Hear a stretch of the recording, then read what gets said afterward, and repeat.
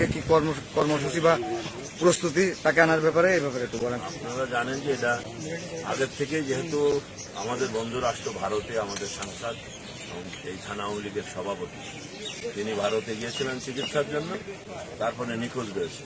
সেখানে এই দেশ এবং ওই দেশের সাথে আমাদের যে সম্পর্ক আছে সেই সম্পর্কের বিনিময়ে সেখানে খোঁজাখুঁজি হচ্ছে। তো আজকে আমরা টেলিভিশনের মাধ্যমে জানলাম যে তার লাশ পাওয়া গেছে।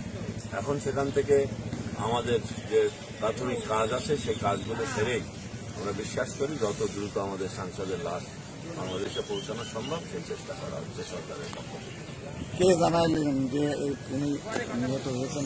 এটা আমরা টেলিভিশনে দেখলাম সর্বপ্রথম যে তার লাশ পাওয়া গেছে। এটা আমরা এই যাবৎকালে গতকালকেও যেটা খবর আমাদের কাছে ছিল উনি আছেন, মানে হেফাজতে আছেন, তাদের হেফাজতে সেইটা কেউ বলেনি, কিন্তু টেলিভিশন বিভিন্ন মানুষ